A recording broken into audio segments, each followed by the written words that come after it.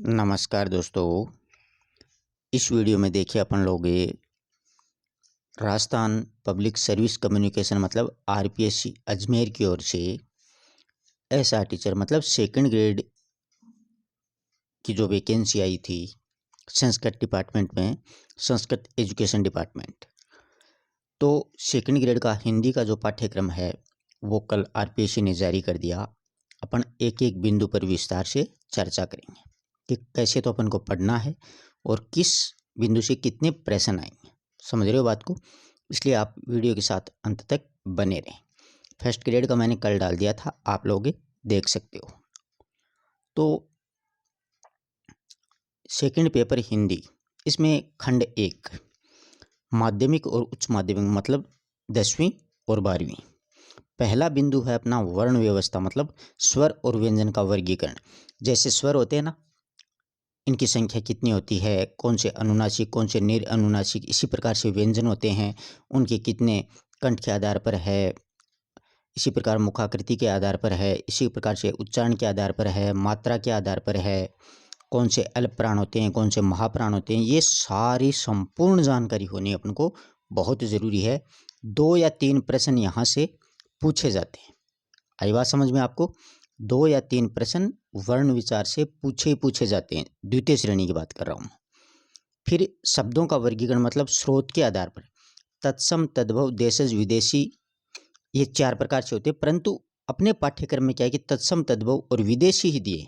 और स्पेशली एक प्रश्न ऐसा पूछा जाता है कि जैसे पूछ लिया जाता है कभी किस भाषा का शब्द है, चीनी किस भाषा का शब्द है, निम्न में से तुर्की शब्द कौन सा है। इस प्रकार से ये एक प्रश्न 100% पूछा जाता है। एक प्रश्न इनमें से पूछा जाता है विदेशी में से। आई बात समझ में? फिर तत्सम तद्भव के 2 प्रश्न पूछे जाते हैं, आप सभी को पता है। इसलिए ये बिंदु भी अपने लिए काफ़ी महत्वपूर्ण है। फिर शब्द वर्गीकरण व्याकरण के आधार पर देखिए विकारी और अविकारी। देखिए विकारी में संज्ञा, सर्वनाम, विशेषण और क्रिया, और अविकारी में अव्यय आते हैं। इनके भेद, उपभेद और इनका परिचय पूछा जाता है। कई बार निम्न में से किस शब्द में सारी जातिवाचक संज्ञा हैं, एक कोई उदाहरण देकर के कौन सा सर्वनाम है, कौन सा विशेषण है, समझ रहे हो बात को, कौन सा प्रविशेषण है, ऐसे पूछे जाते हैं। और अव्यय रीतिवाचक होता है। इस कार्य अव्यय के 4 भेद होते हैं, उसी प्रकार से अव्यय होते हैं, उनके समुच्चय बोधक कौन सा है, रीतिवाचक कौन सा है। इस प्रकार से एक आध प्रश्न इनमें से भी पूछा जाता है। एक प्रश्न इनमें से 100% यानी 4 या 5 प्रश्न इस बिंदु में से पूछे जाते हैं अपन को। समझ रहे हो? संज्ञा से एक आता है, सर्वनाम से, विशेषण से, क्रिया से, और इसी के साथ में अव्यय जो होते हैं, अव्यय के भेद होते हैं उनमें से। ऐसे 4 या 5 प्रश्न इस बिंदु में से बनते ही बनते हैं। फिर व्याकरणिक कोटियों में लिंग है, वचन है, कारक है, काल है, वाच्य। कारक का एक प्रश्न 100% पूछा जाता है, काल का एक पूछा जाता है, वाच्य का एक पूछा। ये 3 प्रश्न यहाँ से भी पूछे जाते हैं। कभी कभी होता है कि वाच्य का छोड़ करके अगला लिंग का पूछ ले, इनमें कौन सा लिंग है, या फिर वचन का पूछ ले, या फिर कारक का। इनमें से 3 या 4 प्रश्न यहाँ से बनते ही बनते हैं। ज़्यादा चांसेज कारक, काल और वाच्य के रहते हैं, लिंग और वचन के कम ही प्रश्न पूछे जाते हैं। शब्द रचना में संधि का आता है, समास का आता है, उपसर्ग का आता है, प्रत्यय का आता है। एक एक प्रश्न सभी में से पूछे जाते हैं। 4 प्रश्न है। आगे बात समझ में?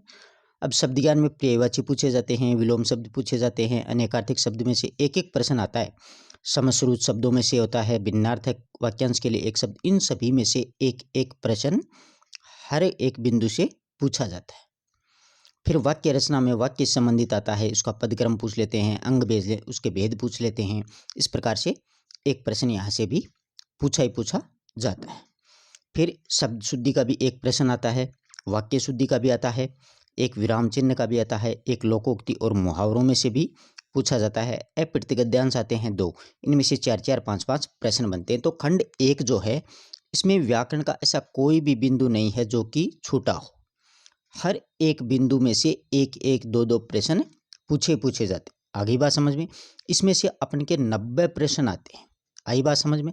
पहले क्या था कि किताबें जुड़ी हुई थी तो 20-30 प्रश्न किताबों से पूछे जाते, 30-40 प्रश्न इससे ऐसे पूछे जाते। परंतु किताबें पिछली जो भर्ती आई उसमें हटा दी गई हैं, इसलिए सारा व्याकरण जितना हो सकता है उतना ऊपर से, गहराई से, डीपली, सब तरीके से आपको तैयार करना है।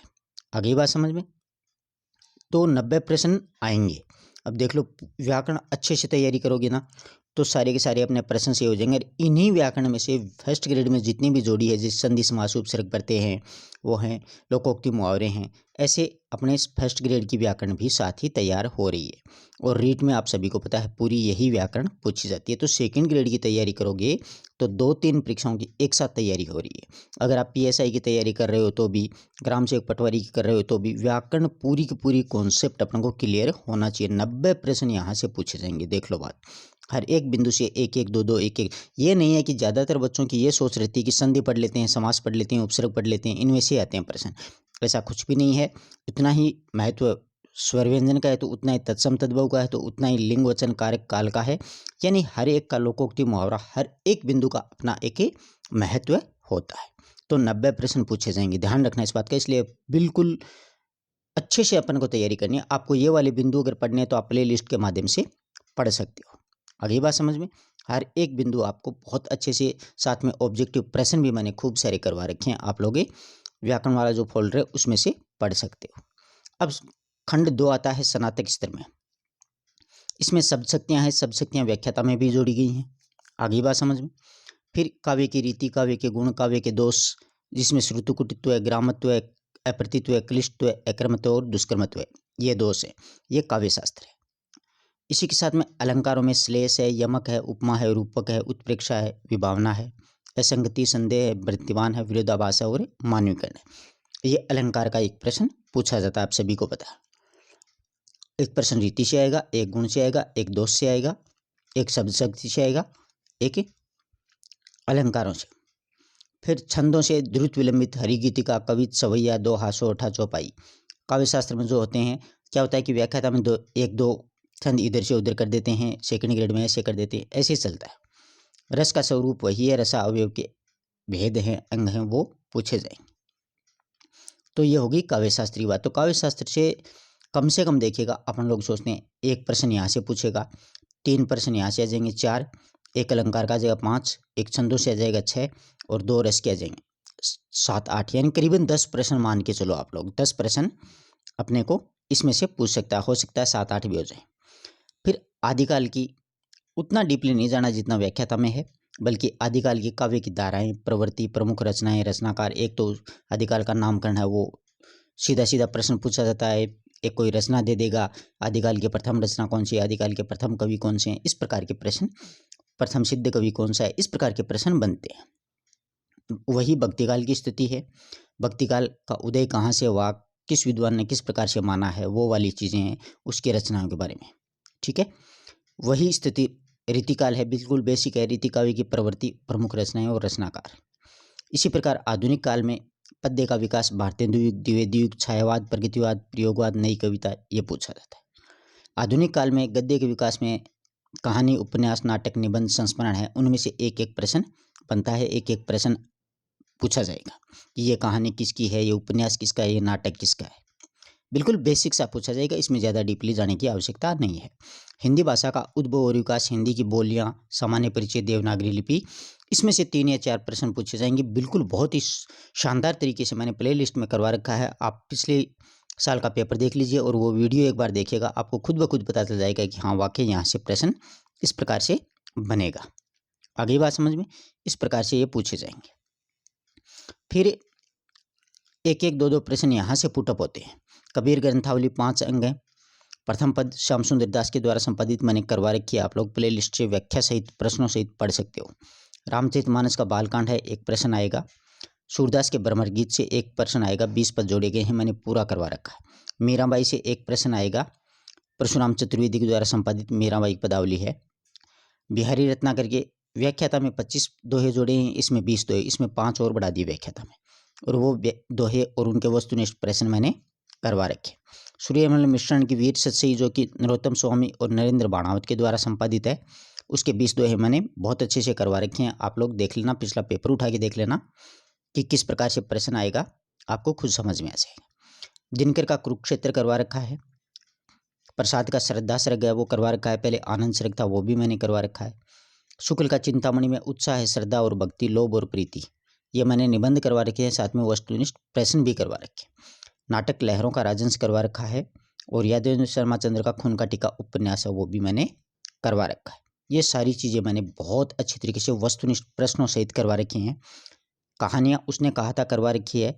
पूस की रात, पटाख से नहीं होगा, विजयदान दे था कि उजाले के मुसाहिब, ये बहुत अच्छे से सारी चीज़ें करवा रखी है। प्लेलिस्ट से आप लोग पढ़ लीजिएगा, वस्तुनिष्ठ प्रश्न भी आपको मिल जाएंगे। इसमें से 40 प्रश्न आएंगे। देखो इतने बड़े पोर्शन से कितने प्रश्न आएंगे यहाँ पर अपने 40 प्रश्न आएंगे 80 नंबर के। ठीक है, 80 नंबर का ये अपना ग्रेजुएशन लेवल का पोर्शन है वो आएगा। इसमें सारे तो ये एक प्रश्न आएगा इन सभी में से। समझ रहे हो बात को, यहाँ से लेकर के सारा यहाँ तक।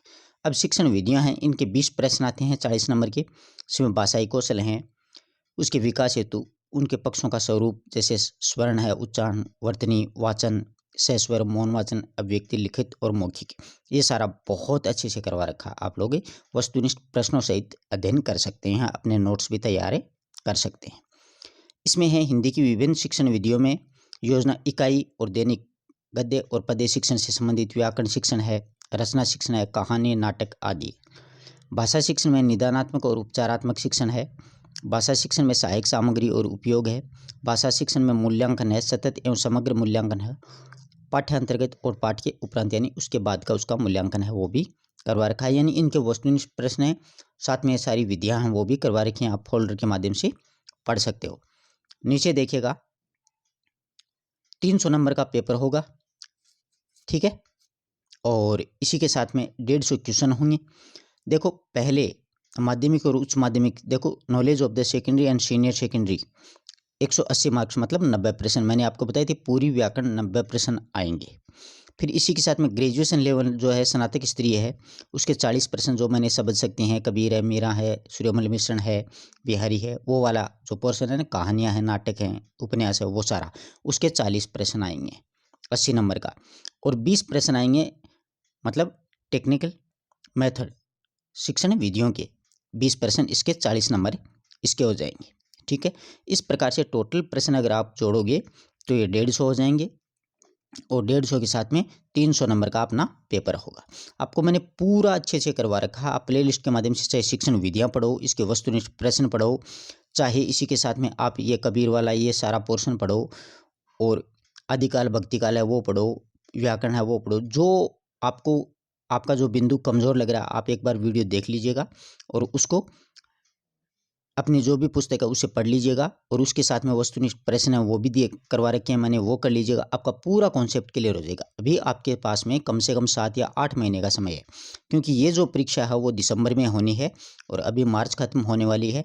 इसलिए अपने पास में कितना है, 8 महीने का कम से कम बहुत अच्छे से समय है।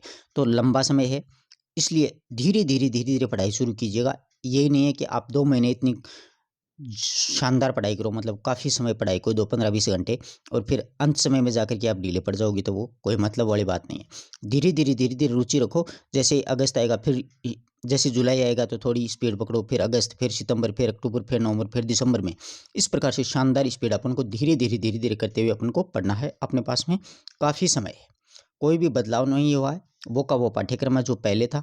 इसलिए आप सभी से अनुरोध है, अच्छे से पढ़ाई करें। किसी को कोई समस्या हो तो आप लोग कमेंट बॉक्स में कमेंट कर सकते हैं। धन्यवाद दोस्तों।